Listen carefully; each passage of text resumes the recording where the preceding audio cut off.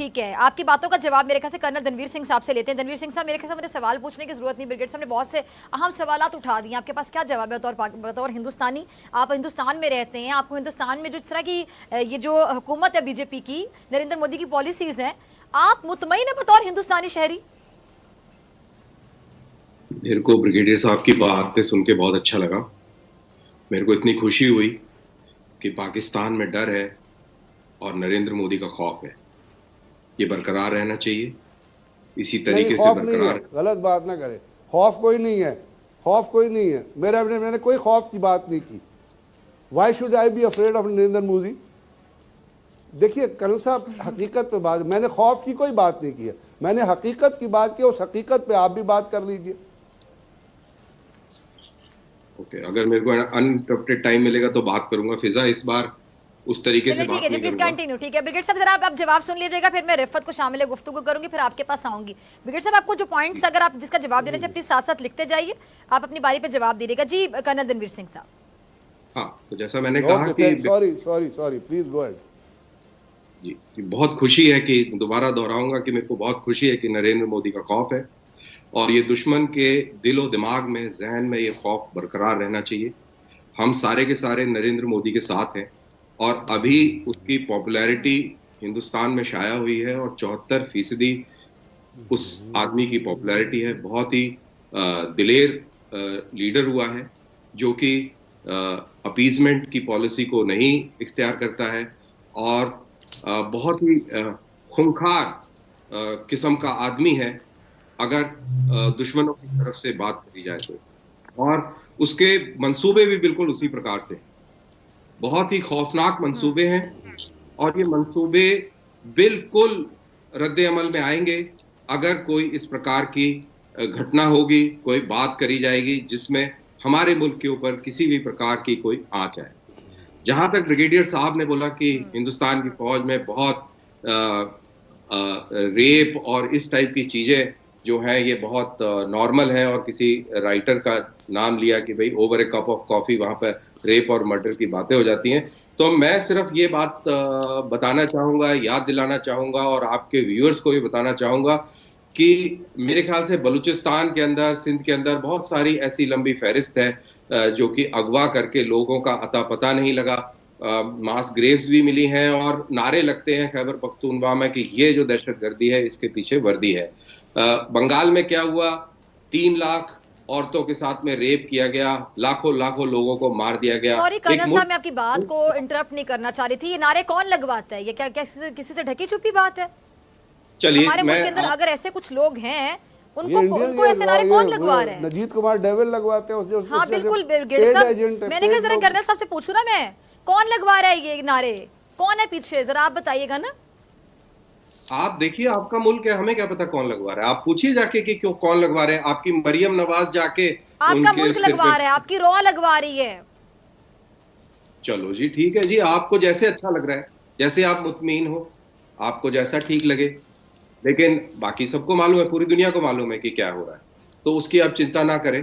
अभी बेचारे मार्च में शिया लोगों को मार दिया गया और आपने वो देखा किस तरीके से वो धरने पर बैठे रहे, फिर नाम नेहाद सिलेक्टेड प्राइम मिनिस्टर गए बड़ी मुश्किल से।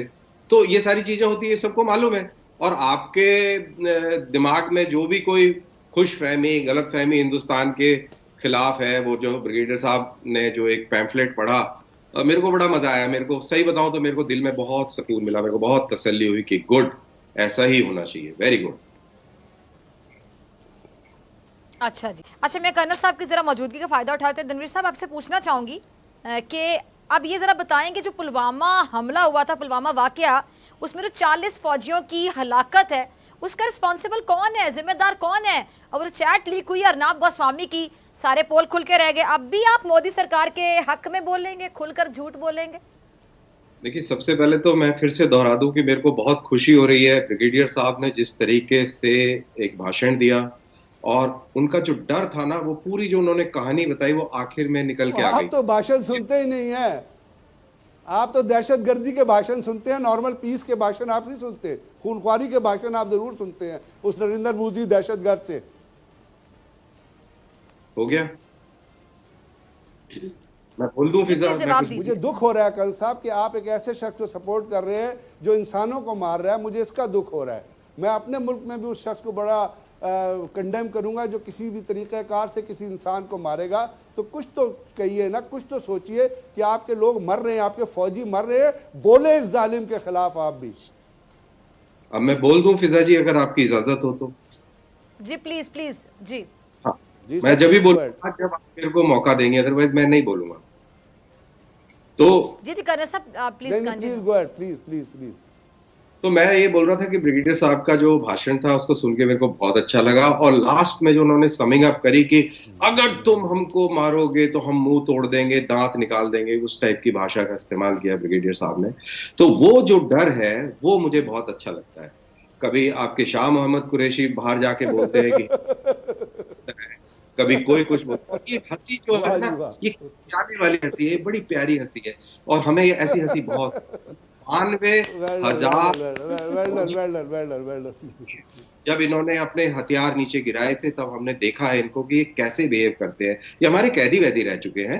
इन्होंने पूरा मुल्क तबाह कर दिया, सरेंडर कर दिया। 92,000 फौजी, इतने बड़े जबरदस्त फौजी जो मुंह तोड़ देंगे और दांत निकाल के हाथ में दे देंगे।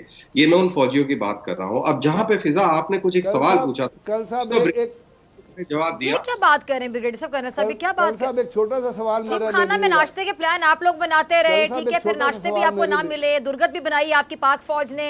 कर्नल साहब ये बातें नहीं याद आपको? मेरे को सारी बातें याद है आपकी फिजा अभी जी। नजर कैसा किया गिरा? कर्नल साहब एक छोटा सा सवाल है, कर्नल साहब, बिल्कुल कर्नल गिरा, साहब, फिजा, कर्नल साहब एक बिल्कुल छोटा सा गिरा। सवाल ले लीजिएगा। आपने बिल्कुल अच्छा, एक गिराया। सवाल सुन एक लीजिएगा छोटा सा जरा। सवाल ले लीजिएगा। नहीं, मैं पहले छोटा- पहले आप रणवीर सवाल का सिंह साहब जवाब मुझे एक जरा छोटा बताइएगा, सवाल आप भी ले नाश्ता लीजिएगा। करने के ख्वाहिशमंद ये थे? बालाकोट के बाद रणवीर जब सिंह साहब पाकिस्तान आप भी नाश्ता एयरफोर्स करने के ने- ख्वाहिशमंद रहे हैं, बालाकोट क्योंकि के आप बाद भी जब भारतीय पाकिस्तान सेना में रहे हैं एयरफोर्स- ना। भारतीय सेना को बड़ा शौक है लाहौर का नाश्ता करने का, लेकिन शौक कभी पूरा नहीं हो सका। मेरा तो बड़ा मन करता है फिजा जी आपके साथ बैठ के मैं नाश्ता करूं। कर्नल साहब मैं एक आपसे छोटा सा पूछी सवाल बतौर ले फौजी, लीजिएगा बतौर मेरा। भारतीय फौज में आप उसका रहे हैं, जरूर आपका जवाब पाकिस्तान, आप लोग दीजिएगा। का भी लाहौर में नाश्ता करने का बड़ा दिल चाहता था, लेकिन वो नाश्ता मेरा- कभी मिल ना सका भारत के किसी भी फौजी को। मेरे को तो आप बुला लें, हम आगे नाश्ता कर लेंगे आपके यहाँ पे। अभी बुला लें, वीजा दिलवा दे, मैं आ जाऊंगा। वो तो मेहमान के तौर ब्रिगेडियर पे साहब आप जी, आएंगे। ब्रिगेडियर साहब, आप तो हमारी मेरे ख्याल से आपका मेहमाननवाजी जवाब है बनता कि हम है। आपको ब्रिगेडियर बुलाते हैं, साहब हम वो अब आप लोग जवाब नहीं हैं। दीजिएगा।